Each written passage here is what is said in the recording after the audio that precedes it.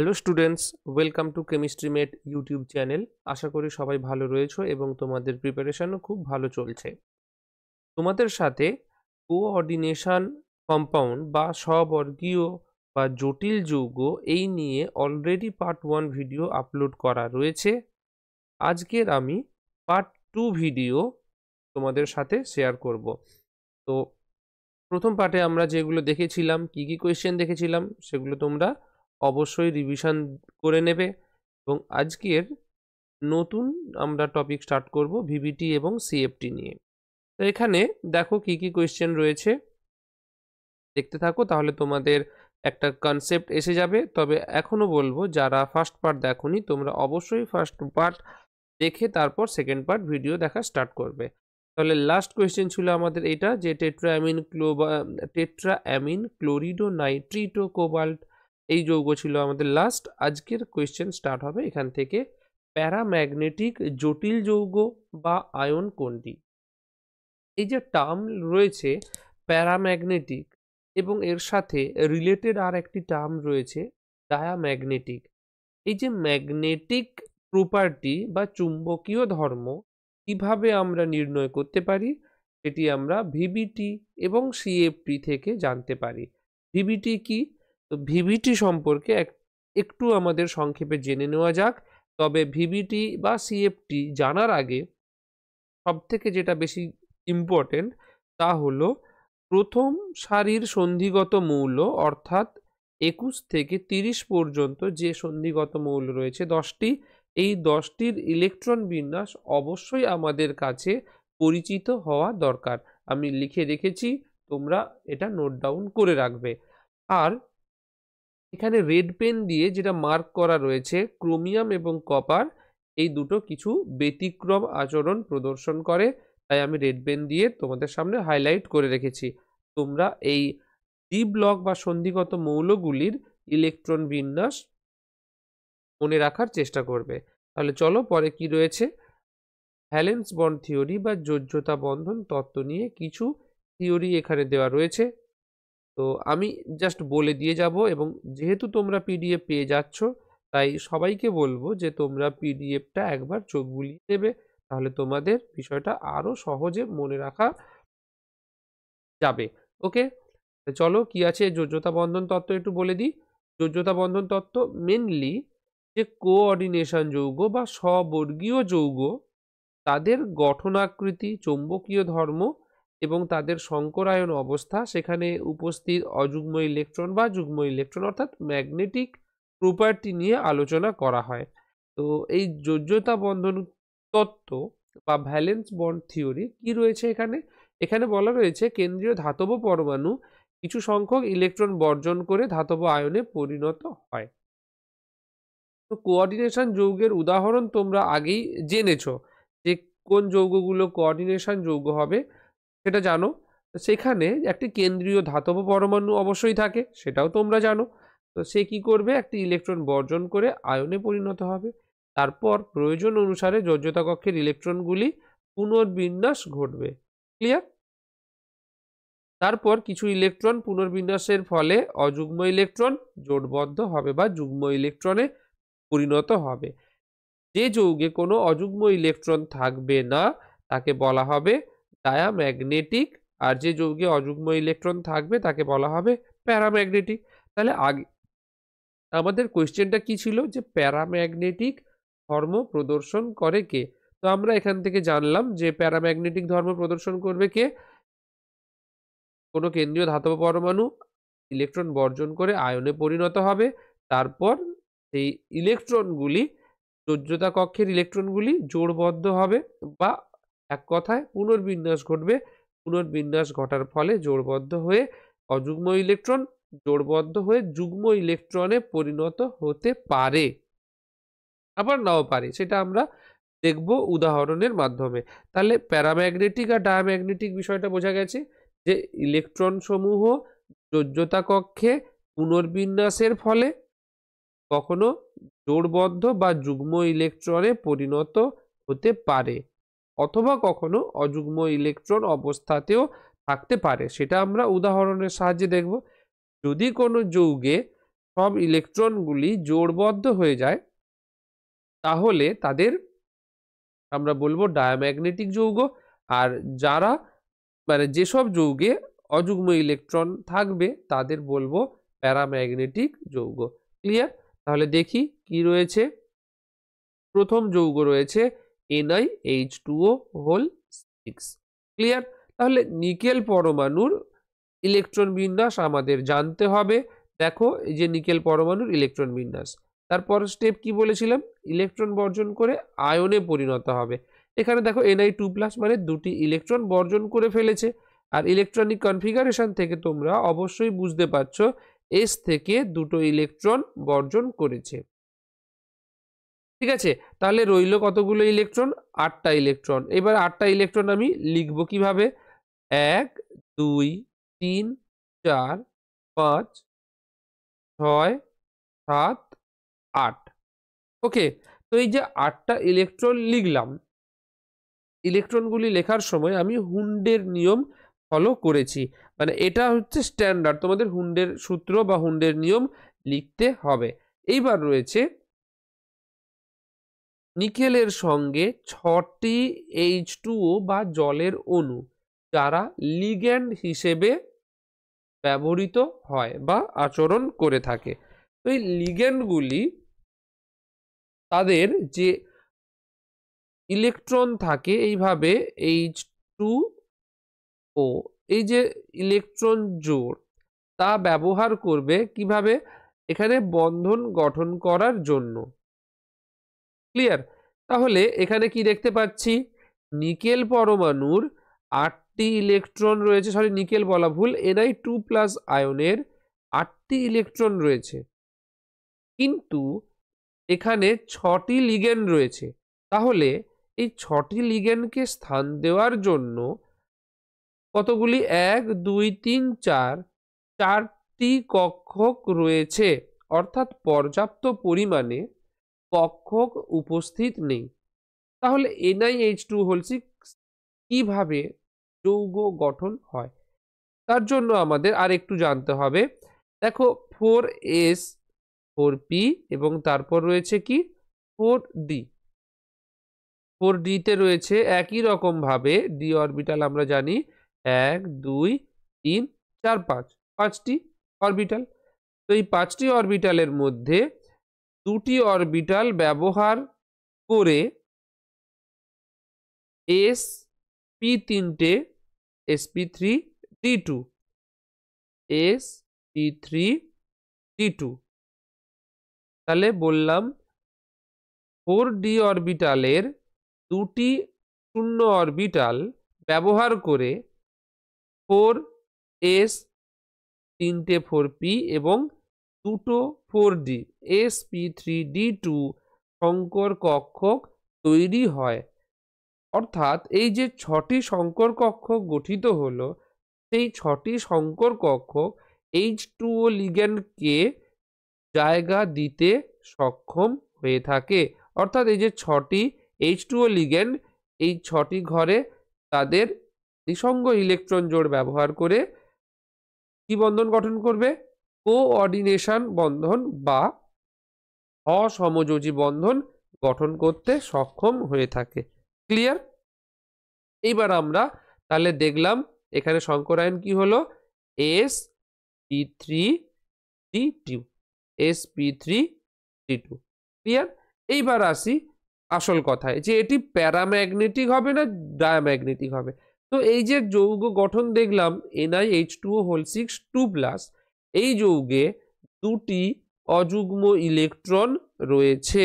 তাহলে যদি 2টি অযুগ্ম ইলেকট্রন থেকে থাকে, ডিবিটি বা যোজ্যতা বন্ধন কক্ষক অনুযায়ী আমরা কি জানি, সরি যোজ্যতা বন্ধন তত্ত্ব অনুযায়ী আমরা কি জানি, যেখানে অযুগ্ম ইলেকট্রন থাকে তাকে বলা হবে প্যারাম্যাগনেটিক।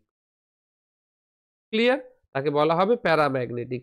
আচ্ছা, এখানে আরো একটা কথা বলে রাখি, যখন এই যে সংকর কক্ষক ব্যবহার করার সময় যদি দেখো ND অরবিটাল অংশগ্রহণ করে, ND মানে কি, আমরা কি কি নিয়েছি, 4s 4p এবং 4d।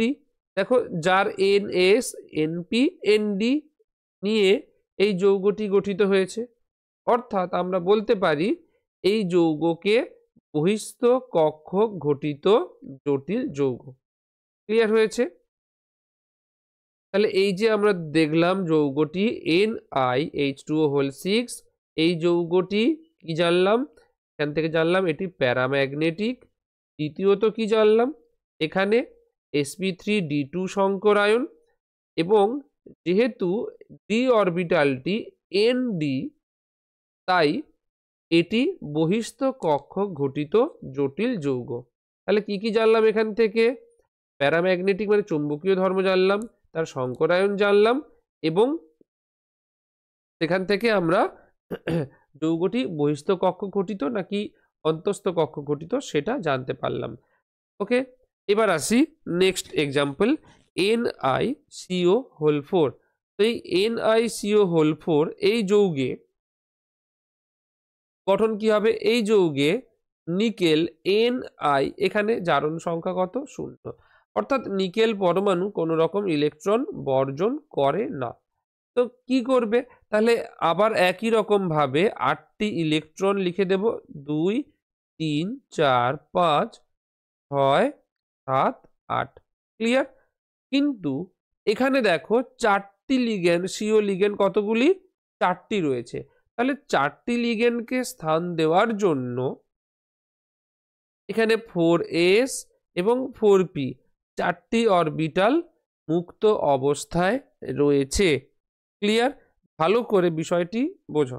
তাহলে 4টি লিগ্যান্ডকে স্থান দেওয়ার মতো 4টি অরবিটাল রয়েছে। ও সরি, 4টি অরবিটাল নয়, ভুল বললাম, আমি এটাকেই নিয়ে নিয়েছি। নিকেল পরমাণু কত? 4s2 এরকম। তাহলে 4টি অরবিটালকে স্থান দেওয়ার জন্য আমার 3টে ঘর রয়েছে। তাহলে এইবার তোমরা বলতে পারো যে যৌগ গঠন করার জন্য, মানে 4টি সিও লিগ্যান্ডকে স্থান দেওয়ার জন্য এইভাবে 4d থেকে একটি কক্ষক ব্যবহার করা যেতে পারে। 1 2 3 4 5। তাহলে একটি কক্ষক ব্যবহার করে p3d এরম কোনো সংকরায়ন অবস্থা তৈরি করতে পারে, কিন্তু না, এখানে মনে রাখতে হবে CO মানে এই কার্বন মনোক্সাইড বা কার্বনিল, এই লিগ্যান্ডটি অতিমাত্রায় সক্রিয় বা শক্তিশালী হওয়ার জন্য এ কি করতে পারে? এই যে এসে উপস্থিত যে ইলেকট্রন রয়েছে, ইলেকট্রন জোড় রয়েছে, তাকে কোথায় স্থানান্তরিত করতে পারে? এটা 3D তে স্থানান্তরিত করে দিতে পারে। কেন? 4D হচ্ছে শক্তিশালী খুব। স্থানান্তরিত করে দিয়ে ও কি করবে? এখানে 8টা ছিল, দেখো 1 2 3 4 5 6 7 8 9 10, 10টি ইলেকট্রন সম্পূর্ণ করবে এবং এস কক্ষকটি খালি করবে। তার ফলে কি তৈরি হবে? দেখো একটা এস এবং 3টে পি, অর্থাৎ সিও 4টে লিগ্যান্ডকে স্থান দেওয়ার মতো 4টি অরবিটাল খালি হয়ে গেল। এবং সংকরায়ন অবস্থা কি হবে? এস, একটা এস এবং 3টে পি, অর্থাৎ sp3। ওকে, তাহলে বুঝলাম NiCO4 sp3 সংকরায়িত, এবং এখানে কি হয়েছে? ইলেকট্রনগুলি জোড়বদ্ধ হয়ে গেছে, তাই এখানে NiCO4 যৌগটি ডায়াম্যাগনেটিক চুম্বকীয় ধর্মযুক্ত। ক্লিয়ার? এবার আসি নেক্সট জিঙ্ক পরমাণুর ক্ষেত্রে। জিঙ্ক পরমাণুর আমরা ইলেকট্রন বিন্যাস কি জানি? D10 4s2। এবার জিঙ্ক 2+, তাহলে সেখানে ইলেকট্রন বিন্যাস কি হবে? 1 2 3 4 5 6 7 8 9 10। ক্লিয়ার? এবং জিঙ্কের সঙ্গে দেখো 4টি লিগ্যান্ড রয়েছে, 4টি NH3 রয়েছে, তাহলে এখানে 3 1 4, একটা এস এবং 3টে পি, sp3 অরবিটাল খালি রয়েছে। ক্লিয়ার? তাহলে আমরা বলতে পারি জিঙ্ক মানে ZnNH3 sp3 সংকরায়িত। ক্লিয়ার?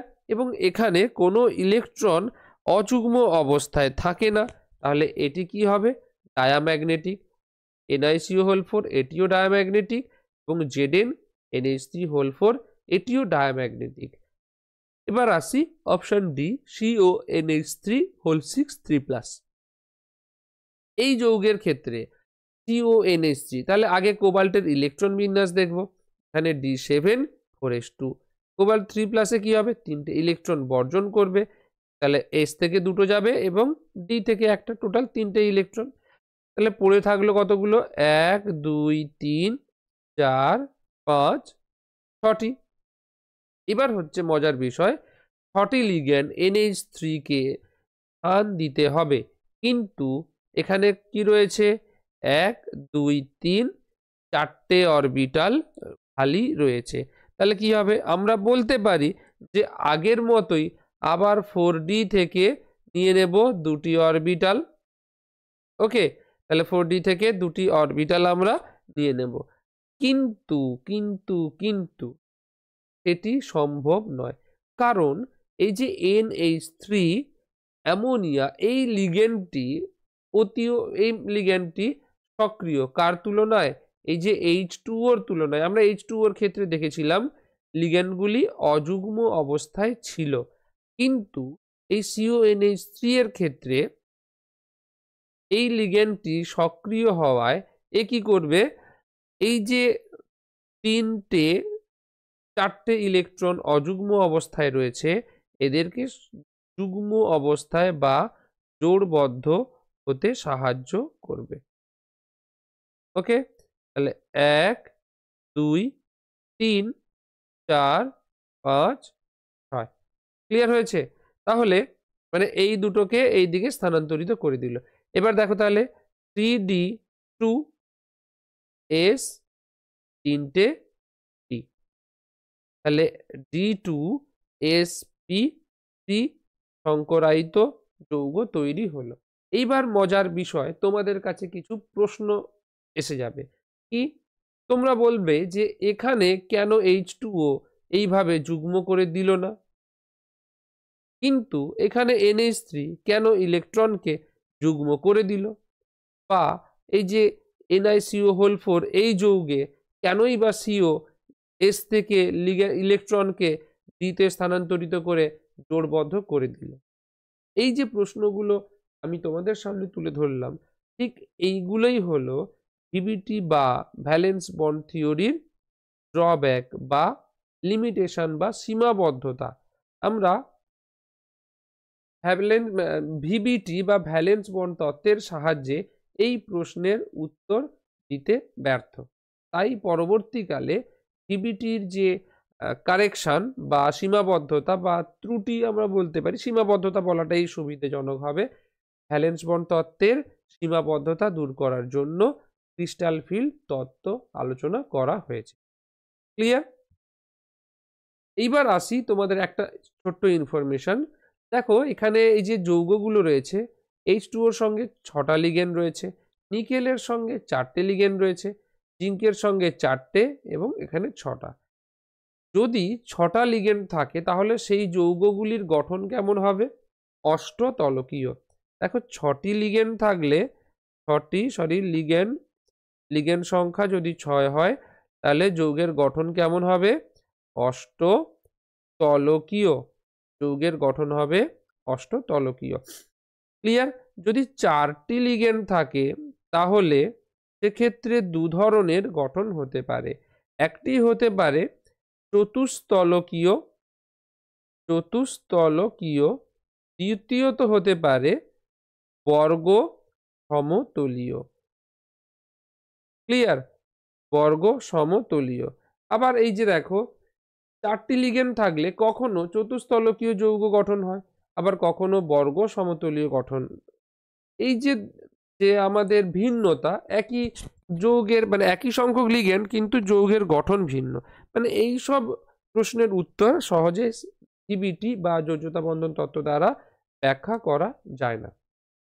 ক্লিয়ার? তাহলে আমরা এখান থেকে কি কি জানলাম, যে যৌগ প্যারাম্যাগনেটিক নাকি ডায়াম্যাগনেটিক সেটা জানতে পারলাম, এবং কি জানলাম সেটা অভ্যন্তরীণ কক্ষক যৌগ নাকি বহিঃ কক্ষক ঘটিত যৌগ সেটা জানতে পারলাম। ঠিক আছে? আর যৌগের আকৃতি মানে অষ্টতলকীয় না চতুস্তলকীয় সেটা জানতে পারলাম। তো এখানে আমি অষ্টতলকীয় বা চতুস্তলকীয় গঠন একটু বললাম যে 4টি লিগেন্ড থাকলে কোনটি চতুস্তলকীয় কোনটি বর্গ সমতলীয় হবে। চতুস্তলকীয় যে NiCO4 এখানে যে sp3 এটা জানো যে চতুস্তলকীয়, চতুস্তলকীয়, এটাও sp3, এটাও চতুস্তলকীয়।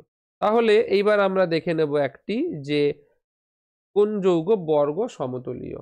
ঠিক আছে, আশা করি এই পর্যন্ত সবার পরিষ্কার হয়েছে।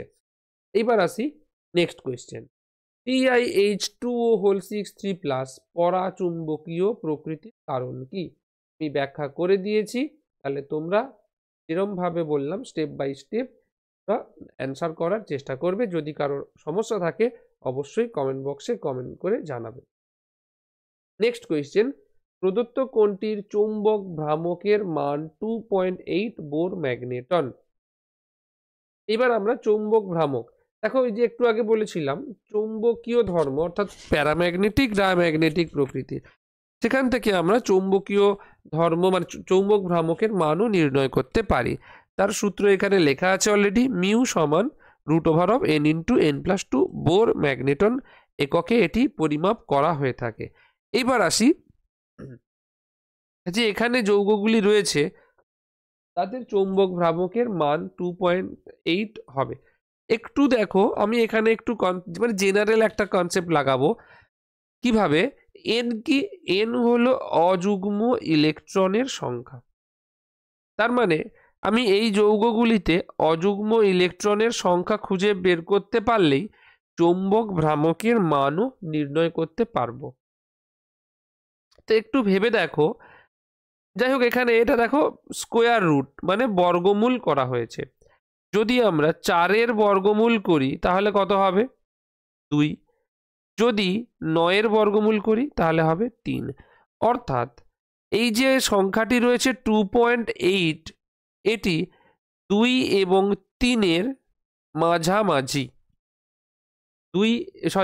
এটি এই যে 4 এবং 9-এর মাঝামাঝি, এটি 2 এবং 3-এর মাঝামাঝি। কোনটা? 2.8 বোর ম্যাগনেটন এই সংখ্যাটি কি 2 এবং 3-এর মাঝামাঝি। তাহলে আমরা বলতে পারি এর যে বর্গ হবে সেটিও অবশ্যই 4 এবং 9-এর মাঝামাঝি হবে। ক্লিয়ার? যেহেতু এই চৌম্বক ভ্রামকের মান 2.8 বোর ম্যাগনেটন, তাই আমরা বলতে পারি 2 এবং 3-এর মাঝামাঝি তার বর্গ কি হবে? 4 এবং 9-এর মাঝামাঝি যে কোনো একটা সংখ্যা। এটা কি হতে পারে? √5 হতে পারে, √6 হতে পারে, √7 হতে পারে, √8 হতে পারে, এইগুলো। তাহলে এইবার দেখো √5 মানে এইভাবে লিখতে কি আমরা পারবো? 2 ইন্টু দেখো 2 n এর মান আমি 2 নিয়েছি প্লাস 2, তাহলে করলে কত হচ্ছে? √2 × 4 মানে 8। তাহলে বুঝতে পারলাম যে n এর মান সর্বনিম্ন যদি আমি সর্বাধিক যদি আমি 2 নিই তাহলে পাবো √8। আবার যদি n এর মান আমি সর্বনিম্ন 1 নিই তাহলে কত পাবো? 1 × 1 + 2, তার মানে 1 × 3 √3। এবার দেখো তাহলে আমার যে ভ্যালু এই যে 2.8 এই যে ভ্যালু এটা 5, 6, 7, 8 এই সংখ্যার মধ্যে আসতে হবে। √3 হলে সেটি আসবে না। কিন্তু যদি n এর মান আমি 2 বসিয়ে নিই তাহলে সেটি দেখব √8 এটি স্যাটিসফাই করছে। অর্থাৎ আমি বলতে পারি এখানে n এর মান 2 অর্থাৎ অযুগ্ম ইলেকট্রনের সংখ্যা 2 হবে। তাহলে এই যে যৌগগুলি রয়েছে এখানে কোনটিতে দুটি অযুগ্ম ইলেকট্রন রয়েছে সেটি নির্ণয় করতে পারলেই উত্তর পেয়ে যাব। তাহলে যদি তাই হয় দেখতে পাবো, দেখো NiCO4 একটু আগেই দেখেছিলাম এখানে কোনো অযুগ্ম ইলেকট্রন নেই, কারণ এখানে S এর যে দুটো ইলেকট্রন ছিল সেগুলো এসে 3D-তে পেয়ারিং হয়ে গেছিল, আর এখানে 8টা ছিল, এই দুটো এসে এখানে 10টা হয়ে গেছিল। NiCl4 2-, NiCl4 দেখো এখানে Ni কত, Ni2+, Ni2+, তার মানে ইলেকট্রনিক কনফিগারেশন কি হবে 3D8। 3D8 হলে এইরকম হয় 1 2 3 4 5 6 7 8। ক্লিয়ার? তাহলে এই যে দুটো ইলেকট্রন রয়েছে অযুগ্ম অবস্থায় তার ক্ষেত্রে NiCl4 2। এবার তোমরা বলবে কি হলো এখানে কেন আমি এই ইলেকট্রনগুলিকে জোড়বদ্ধ অবস্থায় করে দিলাম না? তার কারণ হলো Cl- ক্লোরাইড লিগ্যান্ডের অত শক্তি নেই যে ও লিগ্যান্ডগুলিকে জোড়বদ্ধ করতে পারে। ঠিক আছে, অর্থাৎ এখানে এই দুটি ইলেকট্রন অযুগ্ম অবস্থায় থাকবে। তাহলে আমার এখানে উত্তর হবে NiCl4 2-। এবার আমি NiCN4 2- এটাও দেখিয়ে দিই। এখানেও নিকেলের জারণ সংখ্যা হবে 2, অর্থাৎ আর্গন 3D8 4s0 4p। এখানে 1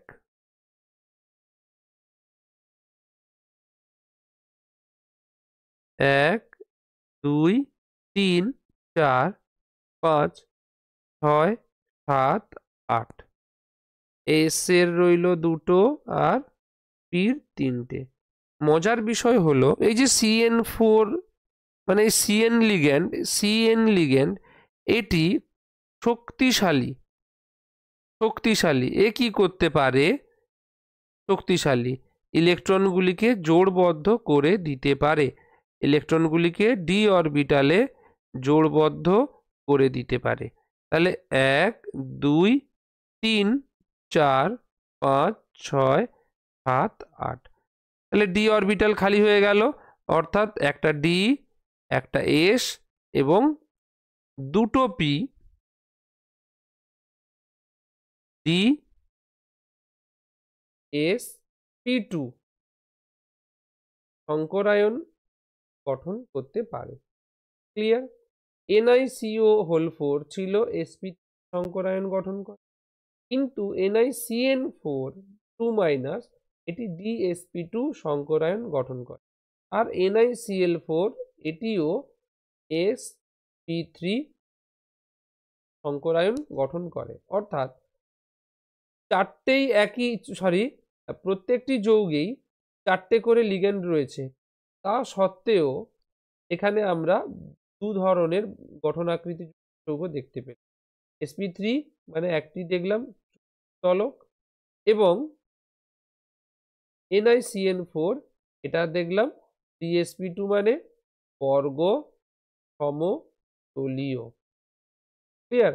তাহলে যদি 4টে লিগ্যান্ড থাকে আমরা দু ধরনের গঠনযুক্ত যৌগ দেখতে পাই, একটা হলো বর্গ সমতলীয় আর একটা হলো চতুস্তলকীয়। কিন্তু কখন কোন যৌগ গঠিত হবে, কোন গঠনাকৃতির যৌগ গঠন হবে সেটি ভিবিটি দ্বারা স্পষ্ট নয়, তার জন্য আমাদের সিএফটি জানতে হবে। এবার দেখো নিচের কোনটির ধাতব আয়নের সংকরায়ন অবস্থা sp3d2। sp3d2 আমি এতগুলো আলোচনা করে দিলাম, এবার আশা করি তোমরা নিজেরাই এটা নির্ণয় করতে পারবে, এটা তোমাদের হোমওয়ার্ক থাকলো। ক্লিয়ার?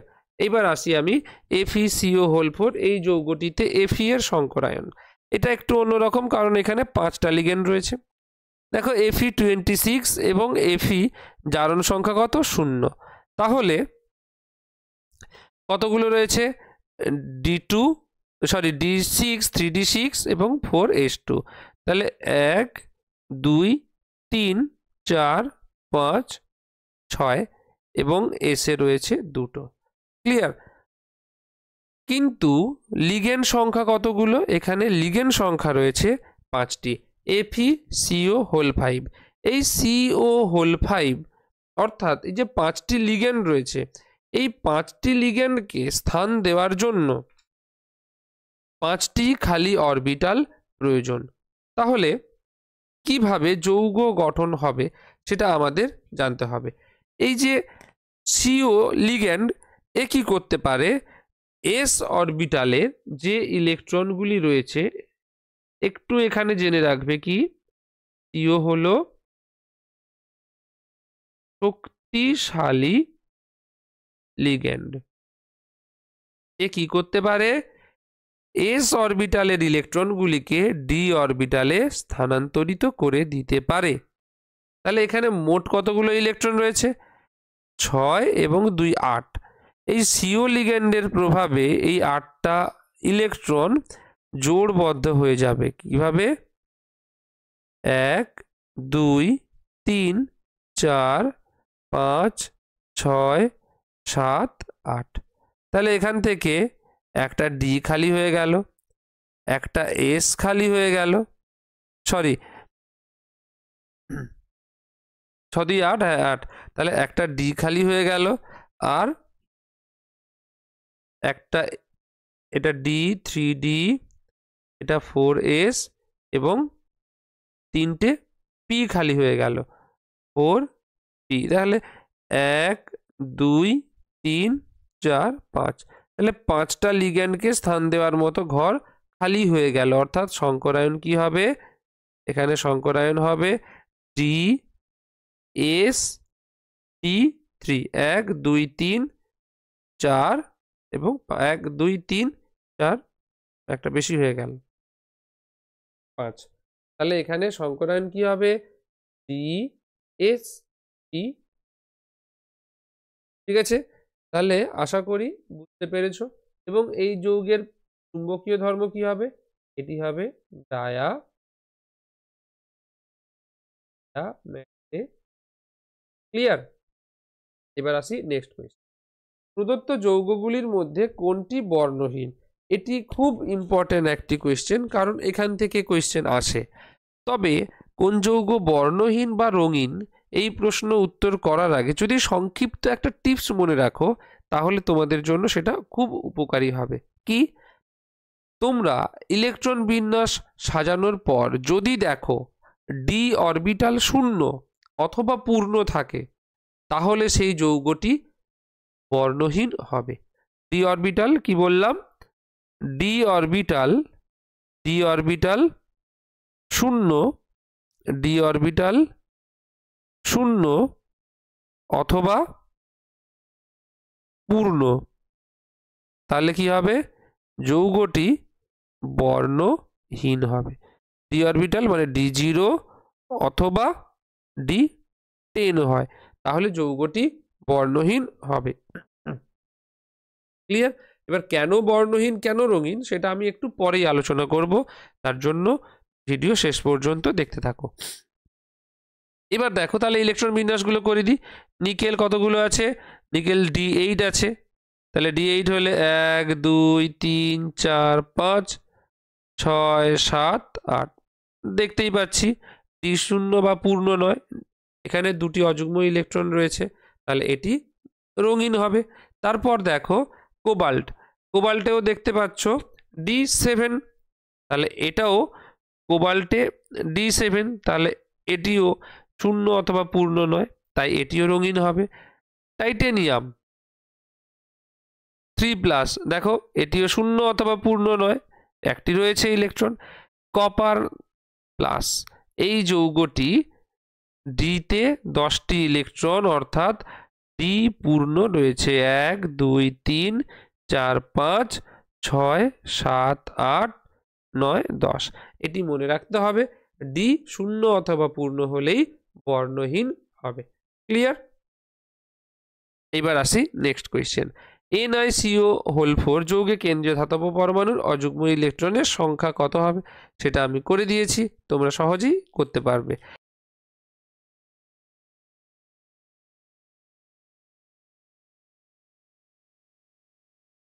এবার আসি CuNH3 2+ যৌগটির জ্যামিতিক গঠন।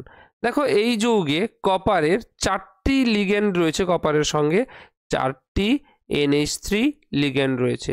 তাহলে 4টি লিগ্যান্ড থাকলে আমরা বলতে পারি হয় sp3 সংকরায়ন হবে, না হলে DsP2 সংকরায়ন হবে। sp3 সংকরায়ন হলে দেখতে হবে চতুস্তলকীয়, অথবা DsP2 হলে হবে বর্গ সমতলীয়। তাহলে আগে আমাদের নির্ণয় করতে হবে যে সংকরায়ন অবস্থা কি রয়েছে। তো সংকরায়ন অবস্থা নির্ণয় করার জন্য প্রথমে Cu কেন্দ্রীয় পরমাণু তার যোজ্যতা কক্ষের ইলেকট্রন সংখ্যা জানতে হবে, এবং তার যে আয়ন Cu আয়ন তার যোজ্যতা কক্ষের ইলেকট্রন জানতে হবে। তো সেখান থেকে জানলাম ডি কক্ষে 9টা ইলেকট্রন রয়েছে। তাহলে আমি লিখে দেব 1 2 3 4 5 6 7 8 9। ক্লিয়ার? এইবারে তাহলে একটি ইলেকট্রন অবশেষ থাকলো। তাহলে আমি দেখতে পাচ্ছি এস এবং 3টে পি, sp3 এই সংকরায়ন হতে পারে।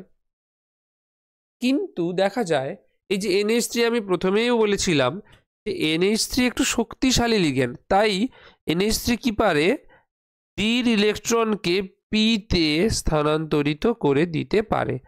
অর্থাৎ এখানে আমি কি দেখব, ডি অরবিটালে 1 2 3 4 1 2 3 4 বেশ 8টি ইলেকট্রন, এবং তার সঙ্গে ডির একটি খালি এবং এস একটি, আর পি অরবিটালে আর একটি ইলেকট্রন এসে পৌঁছে গেছে। ঠিক আছে, তাহলে এটা কি হলো 3d, এটা হলো 4s, এটা 4p, এটাও 4p। তাহলে মোট পাওয়া গেল কি DsP2 সংকরায়ন, অর্থাৎ আকৃতি হবে বর্গ সমতলীয়। কারণ কি NH3 শক্তিশালী লিগ্যান্ড, এটুকু মনে রাখো শুধু। তাহলে আমরা দেখলাম। আচ্ছা, এইবার একটা কোয়েশ্চেন রয়েছে পুরনো রিভিশন, অর্থাৎ পার্ট 1-এ আমি যে পড়িয়েছি সেটারই একটা রিভিশন এখানে তোমরা পাবে, এটাও তোমাদের জন্য থাকছে HW। ওকে, যদি কোনো ডাউট হয় অবশ্যই তোমরা কমেন্ট সেকশনে কমেন্ট করে জানাবে। আচ্ছা, প্রদত্ত কোনটি অভ্যন্তরীণ কক্ষকে জটিল যৌগ গঠন করে? তাহলে অভ্যন্তরীণ কক্ষ গঠিত যৌগ, এটা আমরা আলোচনা করে দিয়েছি অলরেডি। তাছাড়া এই সব লিগ্যান্ডগুলো আমরা আলোচনা করে দিয়েছি, এটাও তোমরা করতে পারবে। নেক্সট দেখো, স্ট্রং ফিল্ড লিগ্যান্ড, লো স্পিন কমপ্লেক্স, এই বিষয়টা কি তোমাদের আমি একটু হালকা করে বুঝিয়ে দিই সিএফটি দিয়ে। তো দেখলাম যে ভিবিটি বা ভ্যালেন্স বন্ড তত্ত্বের কিছু কিছু সীমাবদ্ধতা রয়েছে, যেগুলি ক্রিস্টাল ফিল্ড তত্ত্ব দ্বারা শুধরে নেওয়া সম্ভব হয়েছে। ঠিক আছে, তো এই ক্রিস্টাল ফিল্ড তত্ত্বে কি রয়েছে এটা একটু আমি আলোচনা করে দেব। তাহলে ক্রিস্টাল ফিল্ড তত্ত্বে কি রয়েছে, এখানে কোঅর্ডিনেশন যৌগে কেন্দ্রীয় ধাতব পরমাণু বা আয়নগুলি কি হয়, কতগুলি লিগ্যান্ড দ্বারা সুষমভাবে পরিবেষ্টিত হয়ে থাকে। তাহলে যদি এটা আমি মনে করলাম যে কপার পরমাণু Cu, এর চারধারে এইভাবে NH3 NH3 NH3 NH3 NH3 এইভাবে পরিবেষ্টিত হতে পারে। ক্লিয়ার? এইবার কি হয়, কেন্দ্রীয় ধাতব পরমাণু বা আয়নের নিউক্লিয়াসে উপস্থিত ধনাত্মক আধান এবং লিগ্যান্ডের ঋণাত্মক আধানের মধ্যে যে তাড়িতিক আকর্ষণ বল ক্রিয়া করে তা ধাতু ও লিগ্যান্ডের মধ্যে বন্ধন সৃষ্টির জন্য দায়ী, কিন্তু ধাতব পরমাণুর ইলেকট্রন ও লিগ্যান্ডের মধ্যে ক্রিয়াশীল বিকর্ষণ বল সম্পূর্ণ বিকর্ষণধর্মী। দেখো এই যে লিগ্যান্ড রয়েছে এবং ধাতব আয়ন রয়েছে, ধাতব আয়নের নিউক্লিয়াস রয়েছে এবং তার যোজ্যতা কক্ষে ইলেকট্রন রয়েছে। একই রকম ভাবে লিগ্যান্ডগুলিরও কেন্দ্রীয় পরমাণুর নিউক্লিয়াস রয়েছে ধনাত্মক চার্জযুক্ত এবং বাইরে ঋণাত্মক চার্জযুক্ত ইলেকট্রন রয়েছে। অর্থাৎ আমরা এভাবে কল্পনা করতে পারি, এটা যদি ধাতব আয়ন হয় তার চারপাশে যে লিগ্যান্ড রয়েছে, আমি বিন্দু দিয়ে ধনাত্মক চার্জগুলো নির্দেশ করছি। ঠিক আছে, তাহলে এখানে কি দেখতে পাবো, এই যে ইলেকট্রনের সঙ্গে ইলেকট্রন বিকর্ষণ হবে, নিউক্লিয়াসের ধনাত্মক আধানের সাথে ধনাত্মক আধানের বিকর্ষণ হবে, কিন্তু ইলেকট্রনের সঙ্গে নিউক্লিয়াসের আকর্ষণ হবে। ঠিক আছে, আশা করি বোঝা গেছে। এই যে ধাতব পরমাণু বা আয়নের বৈশিষ্ট্য ডি ইলেকট্রনগুলি, ধাতব পরমাণু তার বাইরের কক্ষে যে ডি ইলেকট্রন রয়েছে, তারা এই যে লিগ্যান্ডগুলো এগিয়ে আসছে, যে লিগ্যান্ড রয়েছে, লিগ্যান্ডের ইলেকট্রনের প্রভাবে কিছুটা হলেও শক্তি অর্জন করে বা বিকর্ষণ বল অনুভব করে, যার দরুন এই ধাতব পরমাণুর ডি অরবিটালগুলির শক্তি বৃদ্ধি পায়। ক্লিয়ার? আমি এবার একটু ছবি এঁকে বোঝানোর চেষ্টা করছি। দেখো, সাধারণ একটি ধাতব পরমাণু যেখানে ডি অরবিটাল রয়েছে। ক্লিয়ার? এই ডি অরবিটাল, এটা ডি অরবিটাল। তাহলে যখন এই ধাতব পরমাণু, এদিকে আঁকছি, এখানে পরমাণু, তার এটা ডি অরবিটাল, এই পরমাণুর চারধারে যখন লিগ্যান্ডগুলো এগিয়ে আসবে তখন কি হবে, এই ডি অরবিটালগুলির শক্তি বৃদ্ধি পাবে। এখানে এই ডি অরবিটালগুলির শক্তি বৃদ্ধি দুরকম ভাবে ব্যাখ্যা করা হয়েছে। এক, বলা হয়েছে কি, যদি কোনো লিগ্যান্ডের পরিবর্তে আমি একটা তড়িৎ ক্ষেত্র, ধরো এইরকম ভাবে কোনো তড়িৎ ক্ষেত্র, এইটা ধাতব আয়ন, তার চারধারে কোনো তড়িৎ ক্ষেত্র কল্পনা করছি, কিসের পরিবর্তে, এই লিগ্যান্ডগুলির পরিবর্তে, তাহলে দেখব সুষম তড়িৎ ক্ষেত্রের প্রভাবে ডি অরবিটালগুলির শক্তি বৃদ্ধি পেয়েছে।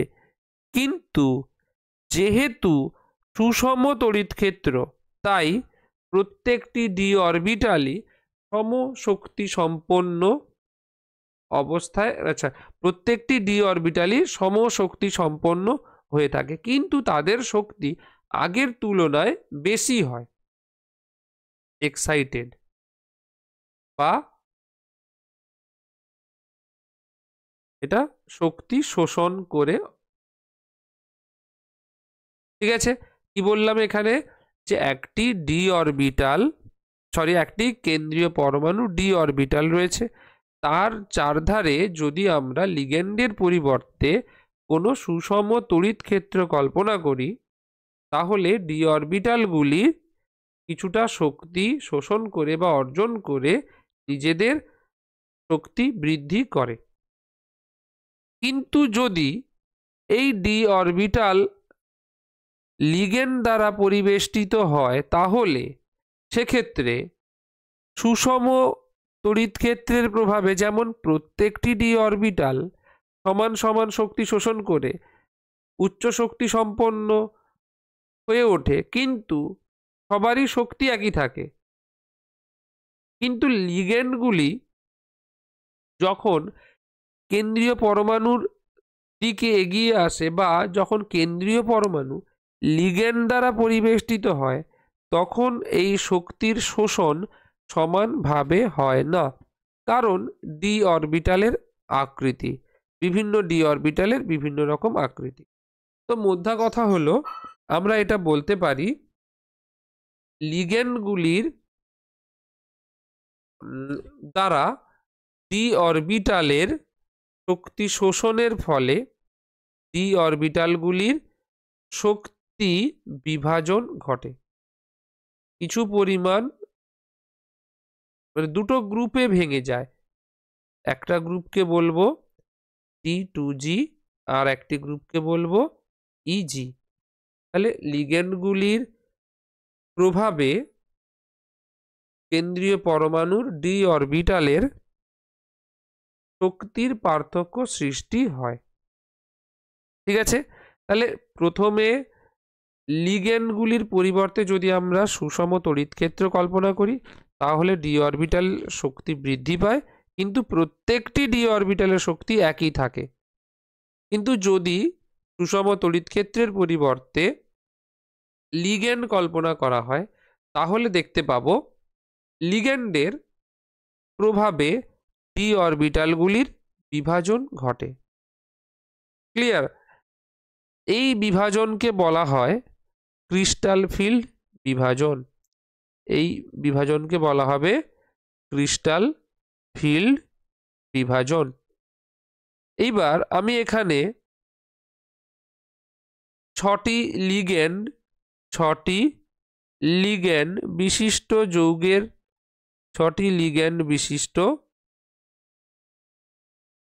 যৌগ নিয়ে আলোচনা করছি।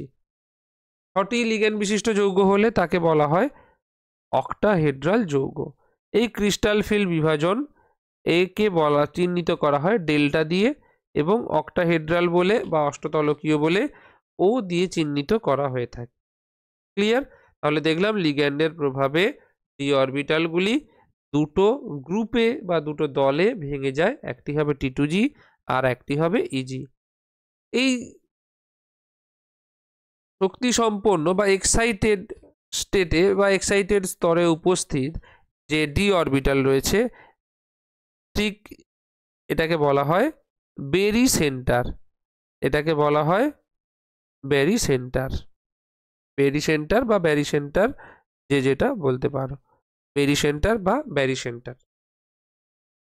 তো এই ব্যারি সেন্টারের সাপেক্ষে দেখতে পাচ্ছি T2G অরবিটালগুলির শক্তি কিছুটা কম হয় এবং ব্যারি সেন্টারের সাপেক্ষে ইজি অরবিটালের শক্তি কিছুটা বেশি হয়। কিন্তু মোট শক্তির নিরিখে এদের তিনজনের মোট শক্তি যতটা হ্রাস পাবে এদের দুজনের মোট শক্তি ততটা বৃদ্ধি পাবে। দেখা যায় প্রত্যেকটি ডি অরবিটালের জন্য শক্তির হ্রাস হয় 0.4 এবং প্রত্যেকটি ইজি অরবিটালের জন্য শক্তির বৃদ্ধি হয় 0.6। ক্লিয়ার? আমরা মোট যদি দেখি এটা একক হয়ে যায়। ঠিক আছে? তাহলে বেরি সেন্টার বা ব্যারি সেন্টারের সাপেক্ষে T2G অরবিটালের শক্তি হ্রাস অথবা বৃদ্ধি পায় এবং ইলেকট্রনগুলি কি করে অপেক্ষাকৃত কম শক্তি সম্পন্ন অরবিটালে পরপর করে অবস্থান করতে শুরু করে। ঠিক আছে? এইবার তাহলে লিগ্যান্ডের প্রভাবে এই যে ডি অরবিটালগুলির বিভাজন ঘটে, এই ঘটনাকে বলা হয় ক্রিস্টাল ফিল্ড বিভাজন এবং এটি আমরা 6টি লিগ্যান্ড আছে এরকম যৌগ অর্থাৎ অষ্টতলকীয় যৌগের ক্ষেত্রে আলোচনা করছি। ক্লিয়ার? এই যে যত পরিমাণ ব্যারি সেন্টারের সাপেক্ষে ডি অরবিটালের শক্তি যত পরিমাণ হ্রাস পায় তাকে আমরা বলি ক্রিস্টাল ফিল্ড স্টেবিলাইজেশন এনার্জি। কি বলি? CFSE। CFSE আমরা কিভাবে ক্যালকুলেট করি? T2G প্রত্যেকটি অরবিটালে যতগুলো ইলেকট্রন রয়েছে অর্থাৎ T2G-তে যতগুলো স্থায়িত্ব বৃদ্ধি করেছে ইজিতে কতগুলো শক্তি বৃদ্ধি পেয়েছে। মানে মনে করো যদি একটি ইলেকট্রন T2G-তে প্রবেশ করে তাহলে তার শক্তি কতটা হ্রাস পাবে? ব্যারি সেন্টারের সাপেক্ষে -0.4 ডেল্টা ও পরিমাণ হ্রাস পাবে। আবার যদি একটি ইলেকট্রন ইজিতে প্রবেশ করে তাহলে কতটা শক্তি বৃদ্ধি পাবে? 0.6 ডেল্টা ও। এইভাবে মনে করো 3টি ইলেকট্রন T2G-তে প্রবেশ করেছে, তাহলে কত হবে? তাহলে 0.4 × 3 অর্থাৎ -1.2 ডেল্টা ও পরিমাণ শক্তির হ্রাস ঘটেছে। ঠিক আছে? এইভাবে আমরা ক্রিস্টাল ফিল্ড স্টেবিলাইজেশন এনার্জি নির্ণয় করে থাকি। এটা তোমাদের সিলেবাসে নেই। ওকে, এইবার এটা আমি দেখালাম অষ্টতলকীয় যৌগের ক্ষেত্রে। যদি টেট্রাহেড্রাল বা চতুস্তলকীয় যৌগের ক্ষেত্রে দেখাতে হয় তাহলে সেক্ষেত্রে ঠিক অর্ডারটা চেঞ্জ হয়ে যাবে। তখন আমরা দেখব ইজি নিচে হবে ইজি আর T2G হবে উপরে। ক্লিয়ার? T2G হবে উপরে। এটাকে আমরা চিহ্নিত করব কি দিয়ে? ডেল্টা টি দিয়ে। তবে এখানে আমাদের একটা ইম্পর্টেন্ট পয়েন্ট মনে রাখতে হবে কি, এই যে ডেল্টা ও এবং ডেল্টা টি, এদের দুজনের মধ্যে একটা সম্পর্ক রয়েছে। তো এই সম্পর্ক থেকে তোমাদের এমসিকিউ এসে থাকে। কি সেই সম্পর্ক? ডেল্টা টি সমান 4/9 ডেল্টা ও, অর্থাৎ টেট্রাহেড্রাল স্প্লিটিং অক্টাহেড্রাল স্প্লিটিং এর থেকে 4/9 অংশ কম। অর্থাৎ আমরা দেখলাম অক্টাহেড্রাল ফিল্ডের ক্ষেত্রে স্প্লিটিং এর পরিমাণ মানে ক্রিস্টাল ফিল্ড বিভাজনের পরিমাণ অনেক বেশি হয়ে থাকে। ঠিক আছে, তো এইবার আমরা তাহলে ডেল্টা ও এবং ডেল্টা টির মধ্যে সম্পর্ক নির্ণয় করে দেখালাম। আচ্ছা, এখানে যে যৌগ রঙিন অথবা বর্ণহীন কেন হয় সেটা একটু ব্যাখ্যা করে দিই। যদি ডি অরবিটালে আংশিক পূর্ণ ইলেকট্রন থাকে তাহলে ইলেকট্রনগুলি কি হয়? স্থানান্তরিত হয়, শক্তি শোষণ করে T2G থেকে ইজিতে স্থানান্তরিত হয়, এবং স্থানান্তরিত হওয়ার ফলে যখন পুনরায় আগের শক্তি স্তরে বা পূর্বের শক্তি স্তরে ফিরে আসতে চায় তখন ইলেকট্রন যে শক্তি গ্রহণ করেছিল সেই শক্তি বর্জন করে থাকে, এবং সেই বর্জিত শক্তি আমরা যে তরঙ্গ দৈর্ঘ্য তার জন্য বিভিন্ন বর্ণ প্রদর্শন করে থাকে। ঠিক আছে, তাহলে কোনো যৌগ রঙিন বা বর্ণহীন কিভাবে ব্যাখ্যা করতে পারি? কোনো যৌগ রঙিন বা বর্ণহীন হবে সেটা নির্ভর করে কিসের উপর? যে ডি অরবিটালে উপস্থিত ইলেকট্রনের সংখ্যার উপর। যদি আংশিক পূর্ণ ইলেকট্রন থাকে তাহলে সেটি T2G থেকে ইজিতে উত্তীর্ণ হতে সক্ষম, এবং T2G থেকে ইজিতে উত্তীর্ণ হওয়ার জন্য প্রয়োজনীয় শক্তি শোষণ করে, এবং তার পরবর্তীতে পূর্বের অবস্থায় ফিরে আসতে গেলে শক্তি বর্জন করে, এবং যার দরুন আমরা যৌগটিকে রঙিন হিসেবে দেখে থাকি। ঠিক আছে, এটি একটি গেল। আর একটি বিষয় হলো এই যে ডেল্টা ও মানে এই যে ক্রিস্টাল ফিল্ড বিভাজন, এটি নির্ভর করে কিসের উপর? লিগ্যান্ডের প্রকৃতির উপর। এটি নির্ভর করে লিগ্যান্ডের প্রকৃতির উপর, লিগ্যান্ডের প্রকৃতির উপর। তো এই হিসেবে তোমাদের লিগ্যান্ডগুলিকে স্ট্রং ফিল্ড মানে শক্তিশালী এবং উইক ফিল্ড মানে দুর্বল লিগ্যান্ড হিসেবে বিন্যস্ত করা হয়েছে। স্ট্রং ফিল্ড লিগ্যান্ড কারা কারা? স্ট্রং ফিল্ড লিগ্যান্ড SFL বললে আমরা জানবো CN, CO, NH3, এইগুলো হলো স্ট্রং ফিল্ড লিগ্যান্ড। এবং উইক ফিল্ড লিগ্যান্ড বললে যারা ফ্লুরাইড, ক্লোরিন, H2O, এইগুলো হচ্ছে উইক ফিল্ড লিগ্যান্ড। এই strong field ligand crystal field বিভাজন ঘটায় খুবই বেশি, তার ফলে ইলেকট্রনগুলো সব T2G অরবিটালে অবস্থান করে। কিন্তু week field ligand crystal field বিভাজন খুব কম মাত্রায় ঘটায়, তাই এক্ষেত্রে ইলেকট্রনগুলি T2G থেকে ইজিতে স্থানান্তরিত হতে পারে, এবং তার ফলে দু ধরনের যৌগ উৎপন্ন হয়। একটা হচ্ছে লো স্পিন কমপ্লেক্স আর একটা হচ্ছে high spin complex. Low spin complex আর একটা high spin complex. High spin complex একটু তোমাদের এইগুলো জানিয়ে দিচ্ছি, এত ডিটেলস তোমাদের এখন প্রয়োজন নেই।